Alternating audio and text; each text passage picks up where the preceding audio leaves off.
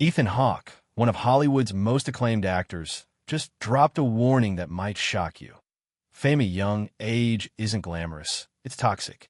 He calls it poison for the brain, a trap that can quietly ruin lives before they've even begun. Imagine being 14, stepping onto a movie set for the first time, and being thrown into a world where everyone sees you, judges you, and expects you to be perfect before you've even figured out who you are. That was Hawke's reality, and it's a cautionary tale for anyone dreaming of early stardom. But his journey didn't follow the usual Hollywood story of overnight fame and excess. Instead, it was a series of near misses, lessons learned the hard way, and a slow climb that allowed him to survive the very thing that destroys so many young actors. Today, we're going to unpack his incredible story, from a small-town kid in New Jersey to the breakout role in Dead Poets Society, exploring the hidden dangers of celebrity, the moments that almost broke him, and the lessons every aspiring actor, or even anyone chasing a dream, needs to hear. Ethan Hawke didn't start out dreaming of Hollywood. At just 12 years old, he didn't have a winter sport, and his mom didn't know how to channel his restless energy. That's when she signed him up for acting classes at the Paul Robeson Center of Performing Arts in New Jersey. At first, it was just something to do, a way to fill time. But that small decision would set him on a path that would define his entire life. Hawke remembers carpooling with a neighbor to the classes, a routine that felt ordinary at the time, but was quietly shaping the foundation of his future. It was there that he met Nagel Jackson, the head of a local theater company who taught improv. After a class, Jackson asked if Ethan wanted to take part in a play.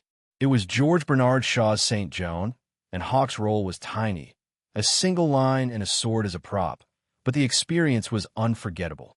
Watching the actors on stage, he saw something magical, people genuinely loving what they did. They weren't chasing fame or money. They were alive in their work. Hawke recalls the standing ovation at the end of the play and how it made him feel something he had never felt before. He could see the joy, the passion, and the commitment that came from dedicating yourself to a craft. For the first time, acting wasn't just something kids did for fun. It was a way to live fully, to express yourself, and to be seen for who you really were. But there was more to this experience than just stage lights and applause. Watching these adult actors, Hawke noticed their intensity, their conversations about the meaning of scenes, the themes of plays, and the importance of every single choice they made on stage. It wasn't glamorous. It wasn't about Hollywood. It was about living a life fully committed to an art form. For a 12-year-old kid from suburban New Jersey, it was eye-opening. He saw a path that combined discipline, passion, and creativity, a path that he could choose for himself. By the time he left that theater that day, Hawke had made a decision. Acting wasn't just a hobby. It was something he wanted to pursue, but he also understood, even at that age, that it came with challenges. He wasn't chasing fame yet. He was chasing that spark, that feeling of being alive in your work. It was the first step in a journey that would teach him about dreams, failure, resilience, and the hidden dangers of being famous too young. At 14, Ethan Hawke got his first real taste of Hollywood, and it was everything a small-town kid could imagine, and then some. Through a friend, he learned about open casting calls in New York. With his mom's permission and a train ride he paid for himself, he went to auditions armed with nothing but a few Polaroids and a fierce curiosity. The result? He landed a role in Explorers, a $30 million movie directed by Joe Dante, starring alongside River Phoenix. Suddenly, suburban New Jersey was behind him, and Los Angeles, bright, vast, and intimidating, stretched out in front. Hawke recalls his first glimpse of Paramount Studios, with its imposing gates that looked straight out of The Godfather. His grandmother, who accompanied him as his guardian, smoked calmly in the van as they drove to set, joking in her rough, Texan way about being a guardian. It was an introduction to Hollywood that was equal parts thrilling and absurd. Working with River Phoenix and other young actors, Hawke was immersed in a world completely different from anything he had known. But the excitement of filming quickly collided with the reality of the business. When Explorers wrapped, the cast anticipated success, dreaming of recognition and fame. Instead, The movie flopped. Hawke remembers the harsh truth hitting him like a wave. The dream of instant stardom vanished almost overnight. He watched as people on set critiqued the film mercilessly, calling it a turkey, a disaster, and he realized that Hollywood didn't owe him anything. Not fame, not glory, not even acknowledgement. That experience left him with a bitter but vital lesson. The Hollywood fantasy is fragile, and young actors are particularly vulnerable. Fame, he realized, could be fleeting, unpredictable, and even cruel. It was a taste of the world he had dreamed about, but it came with a bitter aftertaste, a reminder that being young and exposed to the spotlight could be dangerous in ways he wouldn't fully understand until later. Hawke returned home, putting acting aside for a few years, going back to high school, and living a normal life. That pause, though, was crucial. It allowed him to mature, to regroup, and to come back to acting with perspective. By stepping away after Explorers, he avoided the trap that so many child actors fall into, the rush of early fame without the tools to handle it. This experience, harsh as it was, would later become the foundation for his resilience and understanding of celebrity, lessons he would carry into his breakthrough role just a few years later. After the disappointment of Explorers, Ethan Hawke did something most young actors never get the chance to do. He stepped away. He went back to high school, lived a relatively normal life, and let himself grow outside the pressure cooker of Hollywood. That pause wasn't just a break, it was a lesson in survival, perspective, and the hidden dangers of early fame. Hawke has often reflected that if he had stayed in the industry full force at 14, he might have been swallowed whole by the intoxicating rush of attention and expectation. Celebrity, he says, is like a tiny drop of mercury, beautiful to look at, but toxic for the brain, especially for someone whose identity is still forming. By putting acting on hold, he bought himself something most child stars never get: time to mature, to learn who he was outside the glare of lights and cameras. He contrasts his experience with that of other actors who grew up in the spotlight, like Jodie Foster, noting that early fame can be extremely insidious. Young actors often don't realize how much it shapes their mental and emotional development until it's too late. Hawke learned to appreciate the difference between loving a craft and being consumed by the pressures of celebrity.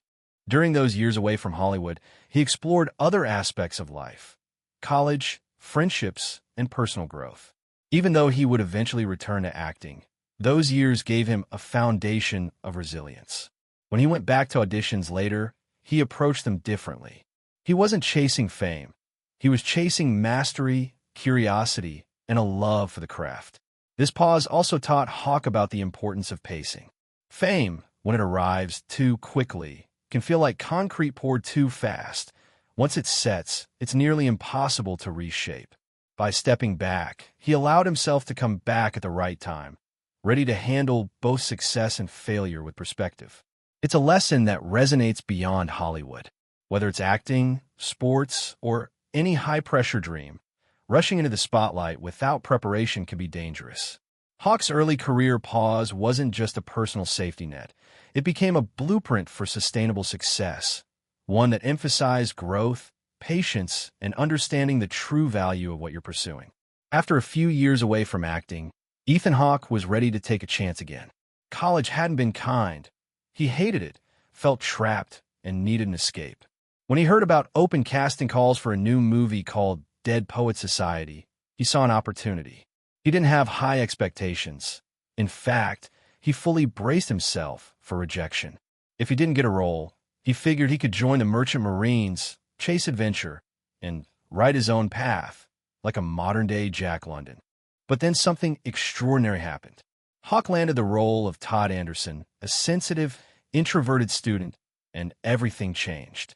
Suddenly, he was stepping onto a set with Hollywood greats, including Robin Williams, under the direction of Peter Weir, who treated acting as more than a job. It was a mission, a lifestyle, a serious commitment to art. The environment reminded him of that first theater experience at age 12. People passionate about their craft, absorbed in their work, and fully alive in the process. What made this role truly transformative wasn't just the fame that followed. It was how Hawke approached it. This time, He acted without expectations of stardom. He was focused on the work itself, the joy of performing, and the learning experience. That perspective allowed him to absorb lessons that many young actors miss. The success of Dead Poets Society wasn't just external. It reshaped him internally, teaching him about responsibility, artistry, and the balance between passion and fame. Hawke recalls that on set, he and his fellow young actors shared a light in their eyes, a love for the craft that transcended the allure of Hollywood. They learned from each other, from the seasoned professionals around them, and from the story itself, which was a meditation on living fully and seizing the moment. Carpe diem. Hawke later realized that the film's message mirrored his own journey. Patience, reflection, and dedication to your craft are far more important than instant success or recognition. The role cemented Hawke's understanding of fame as a gradual experience, something to be navigated carefully. He wasn't thrown into the deep end at 14 like many child stars. Instead, he grew into his success, equipped with lessons from both failure and reflection. It was a breakthrough not just professionally, but personally, a moment that proved the value of experience, patience, and an unwavering focus on the work itself.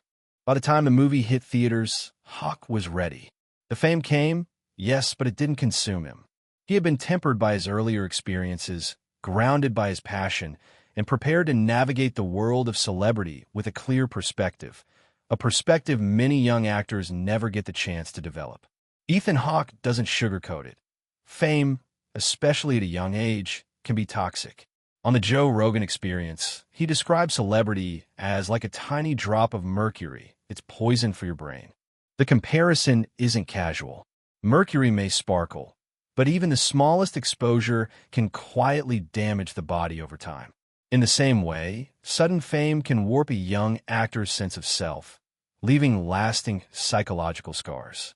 Hawke and Rogan discussed it in detail, comparing the experience of early fame to concrete being poured incorrectly. Once it hardens, it's impossible to fix. For children thrust into celebrity, there's no undo button. The pressures are subtle at first, insidious even, but the effects accumulate quietly. Identity confusion, anxiety, and a distorted sense of reality. Hawke's own experience with Explorers was a small glimpse of this danger, and seeing it unfold around him, among peers and other young actors, was a stark lesson. The actor also reflected on how timing matters. By the time he hit Dead Poets Society, fame came gradually. He describes it as slow increments, allowing him to adjust, observe, and learn. No one knew his name immediately, and the recognition arrived in manageable doses. That pacing, he says, is critical. Without it, the risks multiply. Sudden fame is like a tidal wave, impossible to navigate without capsizing. Hawke also highlights the difference between maturity levels. If a child star is emotionally mature, they might survive fame, but most aren't. Young actors often lack the tools to separate their self-worth from public approval. Hawke's advice is clear. Early celebrity is dangerous, even for the talented and driven. It can twist priorities, warp judgment, and leave long-term effects on mental health. The lesson extends beyond Hollywood. Whether it's social media attention, early athletic success, or academic accolades, sudden recognition can overwhelm anyone unprepared for it.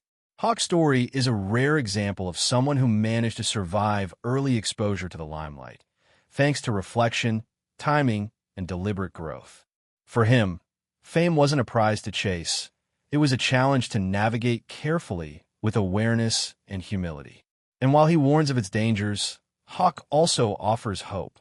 Fame, when approached slowly and with grounding, doesn't have to destroy. His journey proves that survival is possible, but it requires patience, perspective, and an understanding that the glow of celebrity can burn if you touch it too soon. For Ethan Hawke, acting has never been about the spotlight. From his earliest theater experiences to his breakthrough in Dead Poets Society, the craft itself has always been the focus. He emphasizes that fame is fleeting, but passion endures, and it's the love for the work that sustains a career in the long run. On set, Hawke noticed a difference between actors who were chasing recognition and those who were devoted to the art. Working with Robin Williams and director Peter Weir, he saw how dedication transformed performance into something almost spiritual. They treated acting like a mission, a lifestyle, not just a means to an award or paycheck. It was a reminder of what he had first experienced at age 12, the joy of seeing people fully alive in their work. Ethan Hawke's journey is a rare window into the hidden dangers of fame and the lessons of patience, reflection, and passion. From a curious 12-year-old in New Jersey to a breakout role in Dead Poets Society, he navigated the highs and lows of Hollywood with care, showing that early stardom is a delicate path, one that can be thrilling, intoxicating, and even poisonous if approached too quickly. His story reminds us that fame isn't the goal. It's a side effect of doing meaningful work. The real success lies in cultivating skill, embracing curiosity, and committing to your craft, even when no one is watching. And perhaps most importantly, it's about timing. Sometimes stepping back, growing quietly, and learning before plunging into the spotlight is what allows someone to survive, thrive, and truly shine. So next time you see a young actor on the rise, remember Hawke's warning. The glitter of celebrity can hide a dangerous undercurrent. Passion, patience, and perspective are what will keep them grounded. And in the end, what separates fleeting fame from a lasting, fulfilling career. If you found Ethan Hawke's story as eye-opening as we did, don't forget to hit that like button. Subscribe and turn on notifications so you never miss shocking news like this, where we break down the real truths behind Hollywood, fame, and the people who navigate it. Drop a comment below. What's your biggest takeaway from Hawke's journey? We'd love to hear your thoughts.